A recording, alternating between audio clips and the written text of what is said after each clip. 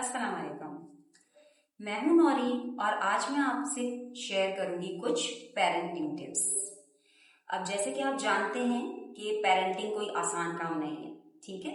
और वैसे ये ऐसा काम है जो आप परफेक्टली नहीं सीख सकते। सीखने के लिए आप हमेशा तैयार रहें। लर्निंग, जैसे कहते हैं ना कि लर्निंग का अमल हमेशा जारी रहता है, इसी तरीके से अभी हमें हैंडल करने हैं नए जमाने के बच्चे। ये 21st सेंचुरी के बच्चे हैं, ठीक है।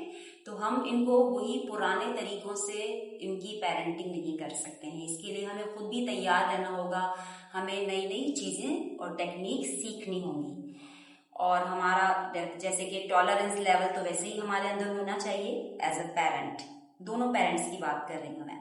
अब जैसे कि आजकल के पेरेंट्स, जाहिर सी बात है कि वर्किंग पेरेंट्स होते हैं, तो उनके लिए मुश्किल होता है बच्चों को उस तरीके से क्वालिटी टाइम देना।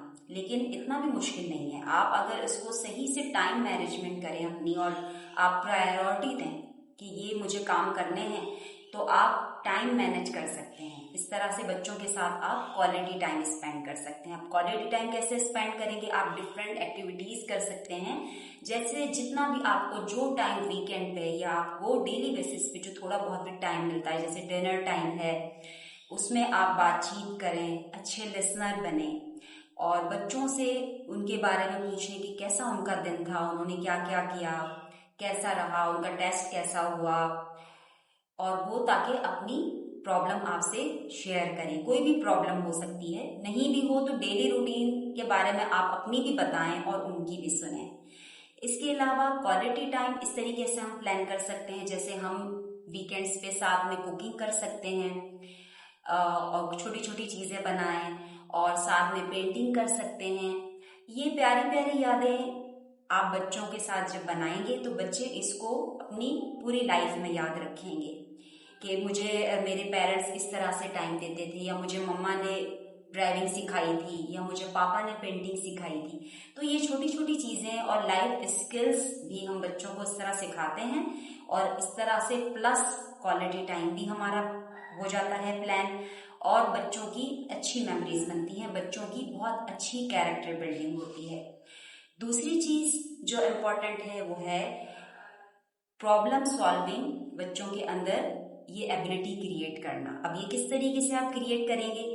बच्चों से शुरू से ही आप घर में इस तरीके का दोस्ताना माहौल बनाएं कि बच्चे से आप पूछें कि बेटा ये वाली प्रॉब्लम है, तो आपके हिसाब से इस प्रॉब्लम को कैसे सॉल्व करना चाहिए, आपकी क्या राय है, व्हाट इज योर आइडिया। चाहे बच्चा छोटा हो या बड़ा हो, बच्चा ये देखेगा कि मेरी राय को भी अहमियत दी जाती है, मुझे भी पूछा जा रहा है, तो मैं फैमिली का हिस्सा हूँ, मैं इम्पोर्टेंट हूँ। तो फिर बच्चे बचपन से ही ये चीज लर्न करते हैं, और प्रॉब्लम्स ये उनके माइंड में आती हैं कि प्रॉब्लम डिस्कस करने से सॉल्यूशन मिलता है, ठीक है ना। अब बात आती है हमारी बेस्ट जो सबसे इम्पोर्टेंट जो चीज है वो है कम्युनिकेशन। बच्चों का और आपका कम्युनिकेशन बहुत स्ट्रांग होना चाहिए। बच्चों के साथ आपका बॉन्ड कैसा है, ठीक है। अब बहुत सारी चीजें होती हैं, हम रिस्ट्रिक्शंस लगाते हैं बच्चों पे, हम थोड़ी सी सख्ती कर रहे होते हैं कभी कभी। बहुत दफा कहीं जाने पे, ये मैं टीनेजर्स की बात कर रही हूँ, कहीं जाना है, कहीं बच्चों को अपने फ्रेंड्स के घर जाना है, तो हम रिस्ट्रिक्ट हो जाते हैं, कभी कभी बिल्कुल मना कर देते हैं। तो ये हमें नहीं करना चाहिए। पॉजिटिव रवैया आप रखें। पॉजिटिवली आप ये कर सकते हैं कि आप बच्चों के फ्रेंड्स को भी अपने घर पे बुला सकते हैं, उनकी फैमिली से भी आपकी नो हाउ हो, आप भी उनके फ्रेंड बन जाएं। तो इस तरीके से आप जान सकेंगे कि आपके बच्चे के कौन कौन दोस्त हैं। तो आपको बिल्कुल बिल्कुल भी बच्चों को ये बुरा नहीं लगेगा कि हमारे पेरेंट्स जो है ना वो हमें डिस्टर्ब कर रहे हैं, या हमारी चेकिंग हो रही है, या कुछ भी इस तरीके से नहीं, ठीक है। सब चीजें आप पॉजिटिवली चीजें करेंगे, फ्रेंडली बनेंगे, घर का माहौल फ्रेंडली होगा, तो बच्चा भी आप पे ट्रस्ट करेगा। बच्चे पे आप ट्रस्ट करें, आपका बच्चा है तो आप खुद उस तरीके से बच्चे के सामने कैसे रोल मॉडल बनते हैं, ये इम्पोर्टेंट है। घर में कुछ रूल्स बनाएं जो फैमिली रूल्स हों, जिसको सारे लोग फॉलो करें। जस्ट ये नहीं कि सिर्फ बच्चे के लिए आपने रूल बना दिए हैं।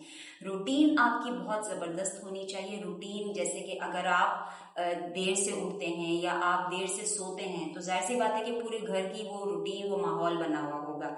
जब देर से उठेंगे तो सारे काम देर से होंगे, बहुत सारी चीजें स्किप हो जाएंगी, दिन कम रह जाएगा, कुछ नई चीजें आप ज्यादा नहीं सीख पाएंगे।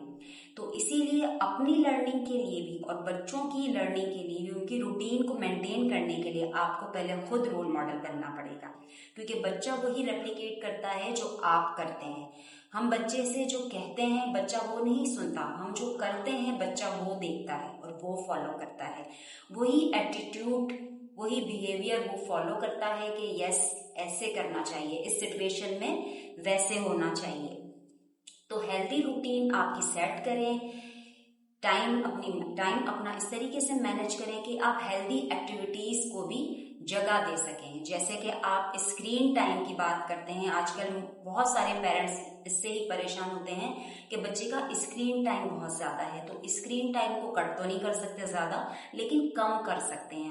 आप इसमें अपनी स्मार्टनेस के साथ ये प्लान कर सकते हैं कि और भी चीजों की एक्टिविटीज या लर्निंग एक्टिविटीज या कुछ कोर्सेज या आउटडोर प्ले, आउटडोर गेम जैसे कि टेबल टेनिस हो गया, फुटबॉल, क्रिकेट वगैरह, आप खुद भी इन्वॉल्व हो सकते हैं और बच्चे अपने दोस्तों के साथ भी खेल सकते हैं। फिजिकल एक्टिविटीज बच्चों के लिए बहुत जरूरी है। ऑल द टाइम अगर स्क्रीन पे, कंप्यूटर पे बच्चे गेम खेलते रहेंगे तो उनको बहुत नुकसान पहुंचेगा। लेकिन ये बच्चे आर्ग्यूमेंट से नहीं समझेंगे, आप उनको कोई ऑल्टरनेटिव देंगे और एंजॉयमेंट उनको उसमें नजर आएगी, ये आपको क्रिएट करनी है चीज। तो इसीलिए आपको खुद भी हेल्दी हैबिट्स अपनानी होंगी और बच्चों के साथ साइकिलिंग, स्विमिंग, इस तरीके की प्लानिंग करें। ये सब इम्पोर्टेंट हेल्थ बेनिफिट्स सबके लिए जरूरी हैं और बच्चों की कॉग्निटिव हेल्थ के लिए, ग्रॉस मोटर स्किल्स के लिए, फाइन मोटर स्किल्स के लिए बहुत जरूरी है। लगातार स्क्रीन टाइम से उनको बहुत सारे उनके नुकसान होते हैं जो अभी वो नहीं समझेंगे, लेकिन आप तो समझदार है ना, तो आपने उस तरीके से प्लान करना है। इसके अलावा कुछ और भी टिप्स हैं और ज्यादा भी, इस पे टॉपिक कुछ ऐसा है कि इस पे जितनी भी बात की जाए तो कम ही लगती है। और भी कुछ इस तरीके की और भी टिप्स हैं जो मैं आपसे इसके नेक्स्ट पार्ट में शेयर करूंगी। तो अभी के लिए थैंक यू।